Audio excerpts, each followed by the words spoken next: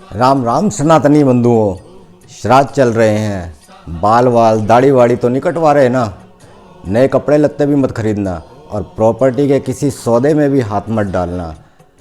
Economy तो उठती रहेगी। और हाँ, ब्राह्मणों को जरूर भोज कराना, उनको दान देना। वही तो हैं जो आपके प्रियजन पितृलोकों में बैठे हैं, उन तक आपका भेजा हुआ ये दान पहुंचाएंगे, उन्हें तृप्त करेंगे। पूरे दुनिया के अंदर सिर्फ हिंदू ही तो हैं जो अपने पितरों का इतना ख्याल करते हैं, अपने प्रियजनों का।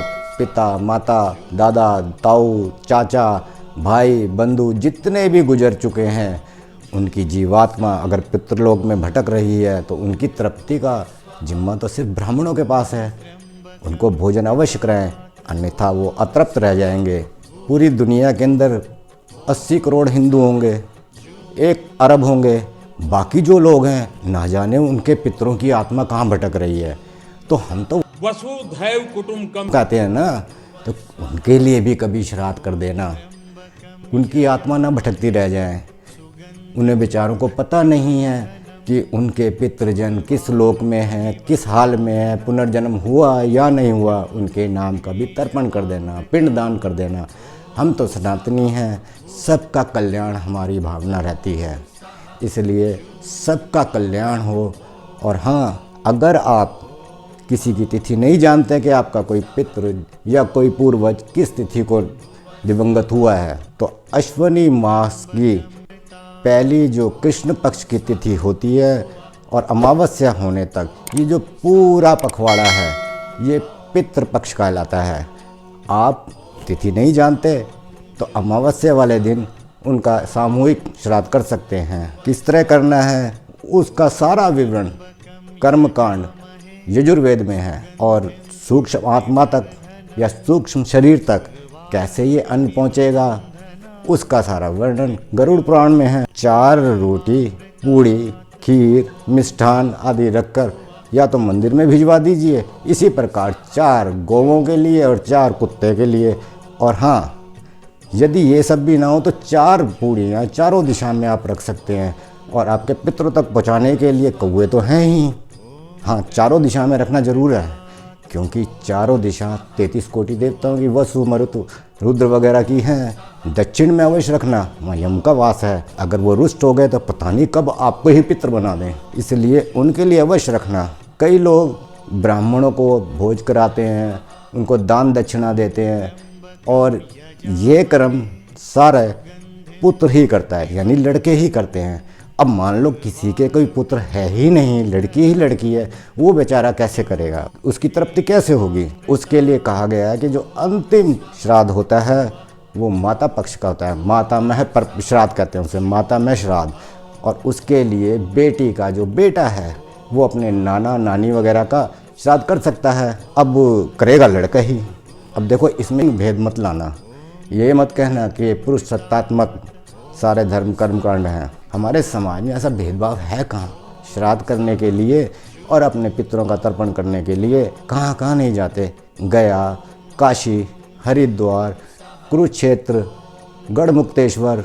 और जो लोग इन जगहों पर नहीं जा पाते वो अपने आसपास की किसी नदी के तट पर ये श्राद्ध तर्पण करते। करेगा ब्राह्मण ही, ब्राह्मण ही विधि जानता है, अतः वही करेगा, उससे ही करवाना। ब्राह्मण भी तो हमारे समाज में ही रहते हैं। वो ये अगर काम छोड़ देंगे तो हमारी सनातन परंपरा जो है, परंपराएं ये सब चल रही हैं, इनका लोप हो जाएगा। हमें इन परंपरा को जीवित रखना है, भले ही इसमें कोई वैज्ञानिकता हो ना हो, परंपराएं तो परंपराएं हैं। जब रामचंद्र जी अयोध्या छोड़कर तमसा नदी के पार अपना शिविर डाले हुए थे, वन के लिए निकल गए थे, और भरत अपने राजपुरोहित वशिष्ठ व अन्य विद्वानों के साथ उनको लौटाने के लिए आए थे। और वहाँ राम को पता लगता है कि राजा दशरथ का देहांत हो गया है, तो वो वन में रह रहे थे। तो जो पेड़ पे लगे हुए फल, जो भी कुछ उनको प्राप्त था, उन्होंने कूटा, पीसा और उनसे अपने पिता का श्राद्ध किया। सब जब उनको लौटाने में नाकामयाब रहे, तब एक जाबाली नाम का ब्राह्मण था, बड़ा विद्वान था। उसने तरह तरह से राम को वापस लौट आने के लिए प्रेरित किया।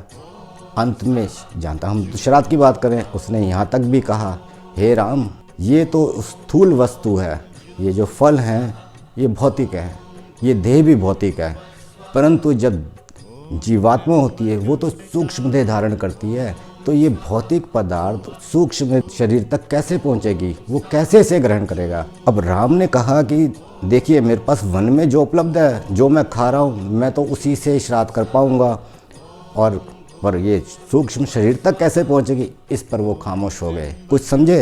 ये जो सूक्ष्म शरीर की अवधारणा है ये कहाँ से आई? माना जाता है जब मृत्यु हो जाती है, भौतिक शरीर है, उसके बाद सूक्ष्म शरीर, जीवात्मा, और ये सब जीवात्मा, सूक्ष्म शरीर वगैरह संस्कार लेकर उनके ही आधार पे, कर्मों के आधार पे विभिन्न लोकों में जाके निवास करते हैं, और वहाँ पर वो अगर अतृप्त हैं, परेशान हैं, तो आपको अवश्य परेशान करेंगे, और वो परेशान ना हों, उनकी संतुष्टि रहे, वो तृप्त रहें और आपको पितृदोष ना लगे, इसीलिए तो ये श्राद्ध किया जाता है।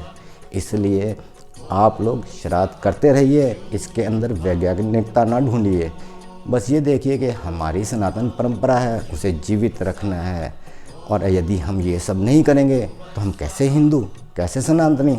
अब देखिए ना, बाकी दुनिया के लोग हैं जो ईसाई हैं, मुसलमान हैं, वो तो ये सब नहीं करते। क्या उनके पितर नहीं हैं? क्या उनकी आत्माएं नहीं भटकती होंगी? इसलिए क्या वसुदेव कुटुंबकम, आप उनका भी ख्याल कीजिए और सबका पिंडदान कीजिए। आपका कल्याण हो, आपको पितृदोष ना लगे। हे प्रभु श्री राम सबकी आत्मा को शांति दे और सबके पितृ संतुष्ट रहें। जय श्री राम।